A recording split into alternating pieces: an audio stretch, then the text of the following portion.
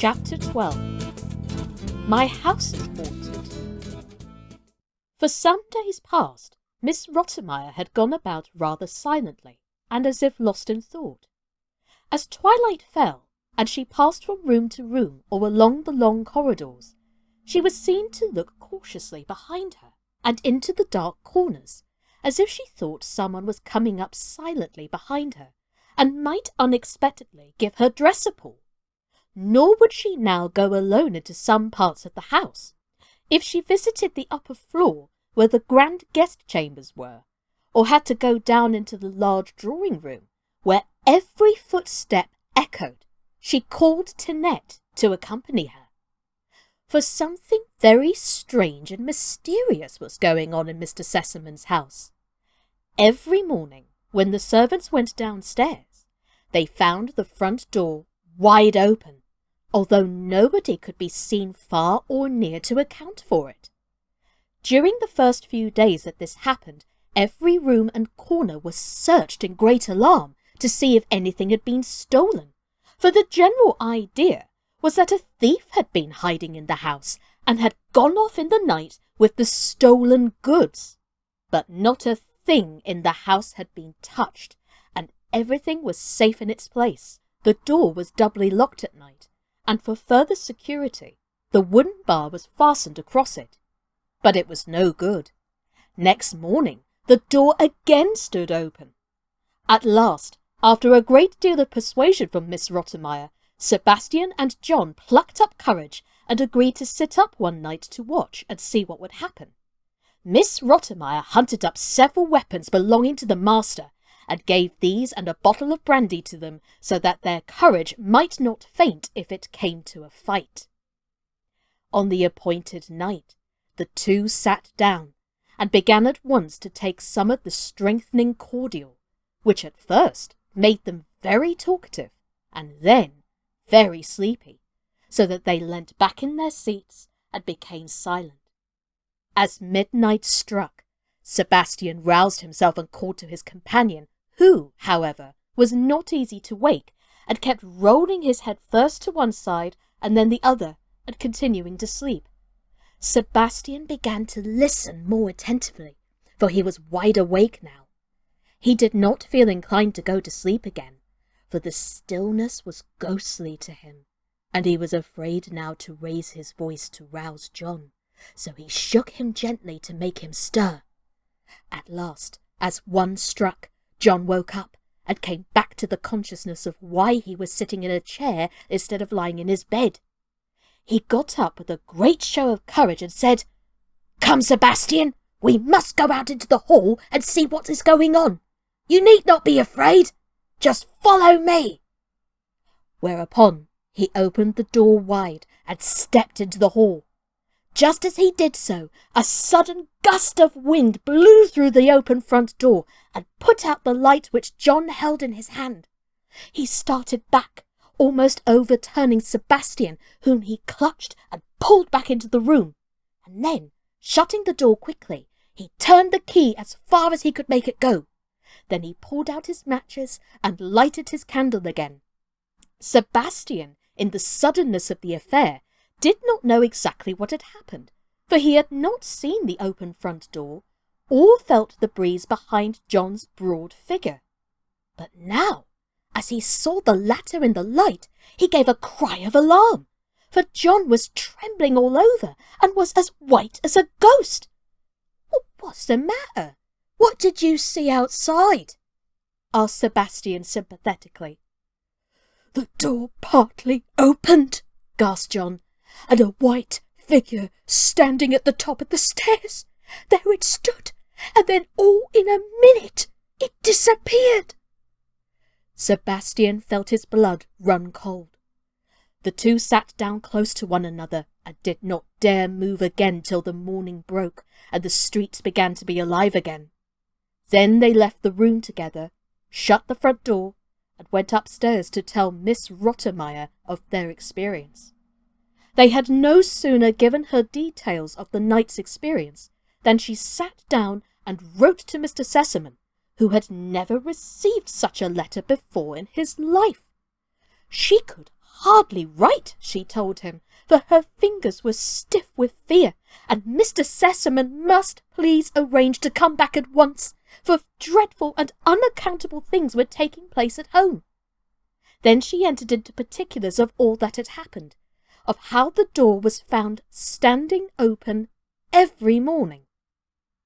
Mr. Sesseman answered that it was quite impossible for him to arrange to leave his business and return home at once. Miss Rottenmeier, however, was determined not to pass any more days in a state of fear, and she knew the right course to pursue. She had as yet said nothing to the children of the ghostly apparitions, for she knew if she did that, the children would not remain alone for a single moment, and that might entail discomfort for herself. But now she walked straight off into the study, and there, in a low, mysterious voice, told the two children everything that had taken place. Clara immediately screamed out that she could not remain another minute alone. Her father must come home. So Miss Rottenmeier wrote another letter to Mr. Sesseman, stating that these unaccountable things that were going on in the house had affected his daughter's delicate constitution, that the worst consequences might be expected.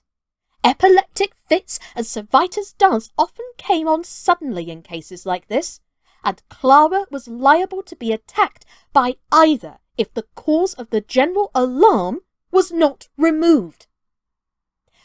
The letter was successful, and 2 days later Mr. Sesseman arrived home. Clara greeted him with a cry of joy, and seeing her so lively and apparently as well as ever, his face cleared, and the frown of anxiety passed gradually away from it as he heard from his daughter's own lips that she had nothing the matter with her, and moreover was so delighted to see him that she was quite glad about the ghost, as it was the cause of bringing him home again. "And how is the ghost getting on?" he asked, turning to Miss Rottenmeier with a twinkle of amusement in his eye. "It is no joke, I assure you," replied that lady. "You will not laugh yourself tomorrow morning, Mr. Sesseman. What is going on in the house points to some terrible thing that has taken place in the past and been concealed." "Well, I know nothing about that," said the master of the house, "but I must beg you not to bring suspicion on my worthy ancestors. And now will you kindly call Sebastian into the dining-room, as I wish to speak to him alone." Mr. Sesseman had been quite aware that Sebastian and Miss Rottenmeier were not on the best of terms, and he had his ideas about this scare. "Come here, lad," he said as Sebastian appeared, "and tell me frankly, have you been playing at ghost to amuse yourself at Miss Rottenmeier's expense?" "No, on my honour, sir. Pray do not think it. I am very uncomfortable about the matter myself," answered Sebastian with unmistakable truthfulness. "Well, if that is so, I will show you and John tomorrow morning how ghosts look in the daylight. You ought to be ashamed of yourself, Sebastian, a great strong lad like you, to run away from a ghost. But now go and take a message to my old friend the doctor. Give him my kind regards, and ask him if he will come to me tonight at 9 o'clock without fail. I have come by express from Paris to consult him. I shall want him to spend the night here, so bad a case is it. So will he arrange accordingly? You understand?" "Yes, sir," replied Sebastian. "I will see to the matter as you wish." Punctually at 9 o'clock, after the children and Miss Rottenmeier had retired, the doctor arrived. He was a grey-haired man, with a fresh face and 2 bright, kindly eyes. He looked anxious as he walked in, but on catching sight of his patient, burst out laughing and clapped him on the shoulder. "Ha, ha! Well," he said. "You look pretty bad for a person that I have to sit up with all night." "Ha ha ha!" "Patience, friend," answered Mr. Sesseman. "The one you have to sit up for will look a good deal worse when we have once caught him, for there is a ghost in the house." The doctor laughed again. "Ha ha ha!" "That's a nice way of showing sympathy, doctor," continued Mr. Sesseman. "It's a pity my friend Rottermeier cannot hear you. She is firmly convinced that some old member of the family is wandering about the house doing penance for some awful crime he committed." "How did she become acquainted with him?" asked the doctor, still very much amused. So Mr. Sesseman recounted to him how the front door was nightly opened by somebody, according to the testimony of the combined household. The whole thing was either a joke gotten up by some friend of the servants, just to alarm the household while he was away, or else it was a thief, who, by leading everybody at first to think there was a ghost, made safe for himself when he came later to steal, as no one would venture to run out if they heard him. The two took up their quarters for the night in the same room in which Sebastian and John had kept watch. The door was shut closed to prevent the light being seen in the hall outside, which might frighten away the ghost. The gentlemen sat comfortably back in the armchairs and began talking of all sorts of things, now and then pausing to take a good draught of wine. And so 12 o'clock struck before they were aware. "Ha! The ghost has got scent of us, and is keeping away tonight," said the doctor. "Wait a bit. It does not generally appear before 1 o'clock, answered his friend. They started talking again. 1 o'clock struck. There was not a sound about the house, nor in the street outside. Suddenly, the doctor lifted his finger. "Hush, Sesseman! Don't you hear something?" They both listened, and they distinctly heard the bar softly pushed aside, and then the key turned in the lock, and the door opened. Mr. Sesseman put out his hand for his revolver. "You are not afraid, are you?" said the doctor as he stood up. "It is better to take precautions," whispered Mr. Sesseman, and seizing one of the lights in his other hand, he followed the doctor, who, armed in like manner with a light and a revolver, went softly on in front. They stepped into the hall. The moonlight was shining in through the open door, and fell on a white figure standing motionless in the doorway. "Who is there?" thundered the doctor in a voice that echoed through the hall, as the two men advanced with lights and weapons towards the figure. It turned and gave a low cry. There, in her little white nightgown, stood Heidi, with bare feet, staring with wild eyes at the lights and revolvers, and trembling from head to foot like a leaf in the wind. The two men looked at one another in surprise. "Why, I believe it is Heidi," said the doctor. "Child, what does this mean?" said Mr. Sesseman. "What did you want? Why did you come down here?"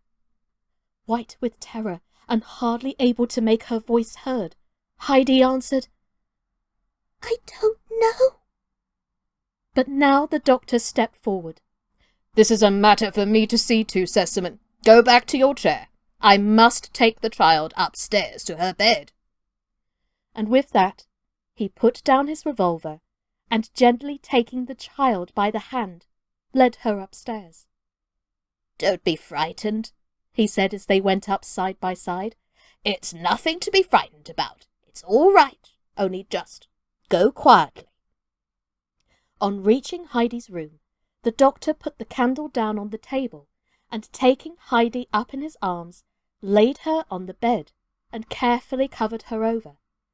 Then he sat down beside her, and waited until she had grown quieter, and no longer trembled so violently. He then took her hand and said in a kind, soothing voice, "There, now you feel better. And now tell me where you were wanting to go to." "I did not want to go anywhere," said Heidi. "I did not know I went downstairs, but all at once I was there." "I see. And had you been dreaming so that you seemed to see and hear something very distinctly?" "Yes, I dream every night, and always about the same things. I think I am back with grandfather, and I hear the sound in the fir trees outside, and I see the stars shining so brightly, and then I open the door quickly and run out, and it is all so beautiful. But when I wake, I am still in Frankfurt." And Heidi struggled as she spoke to keep back the sobs which seemed to choke her. "And have you no pain anywhere? No pain in your head or back?" "No, only a feeling as if there were a great stone weighing on me here." "As if you had eaten something that would not go down?" "No, not like that. Something heavy, as if I wanted to cry very much." "I see. Then do you have a good cry?" "No, I mustn't. Miss Rottenmeier forbade me to cry." "So you swallow it all down, I suppose. Are you happy here in Frankfurt?" "Yes," was the low answer, but it sounded more like no. "And where did you live with your grandfather?" "Up on the mountain." "That wasn't very amusing. Rather dull at times, eh?" "No, no. It was beautiful, beautiful." Heidi could go no further. The remembrance of the past, the excitement she had just gone through, the long suppressed weeping were too much for the child's strength. The tears began to fall fast, and she broke into violent weeping. The doctor patted her head kindly. "There, there. Go on crying. It will do you good, and go to sleep. It will be all right tomorrow." Then he left the room and went downstairs to Mr. Sesseman, when he was once more in the armchair opposite his friend. "Sesseman," he said, "let me first tell you that your little charge is a sleepwalker. She is the ghost who has nightly opened the front door and put your household into this fever of alarm. Secondly, the child is consumed with homesickness to such an extent that she is nearly a skeleton already, and soon will be quite one. Something must be done at once. There is but one remedy, and to send her back to her native mountain air. So tomorrow the child must start for home. There, you have my prescription." Mr. Sesseman had risen, and now paced up and down the room in the greatest state of concern. "What?" he exclaimed. "The child a sleepwalker and ill? All this has taken place in my house, and no one has noticed it? And you mean, doctor, that the child who came here happy and healthy, I am to send her back to her grandfather a miserable little skeleton? I can't do it. You cannot dream of my doing such a thing. Take the child in hand, do with her what you will, and make her whole and sound, and then she shall go home. But you must cure her first." "Sesseman," replied the doctor, "this illness of the child's is not one to be cured with pills and powders. The child has not a strong constitution, but if you send her back at once, she may recover in the mountain air. If not, you would rather she went back ill than not at all?" Mr. Sesseman stood still. The doctor's words were a shock to him. "If you put it so, doctor, there is assuredly only one way, and that is to send her home at once." "Yay! Heidi got her wish granted. God did answer. So it goes to show you, ladies and gentlemen, boys and girls, that you need to start acting on your instincts And this is what I always say to clients if I'm working with them. I work with clients and people in a spiritual and holistic way when I'm not acting and doing things like this. But I always say to them, trust your instincts. If something is not right, look at it, think about it, sit with it.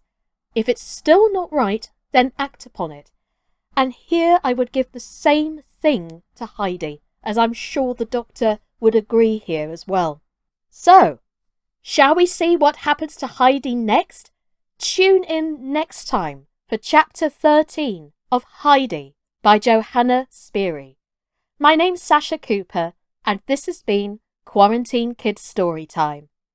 Take care, everybody, and stay safe out there. Bye-bye!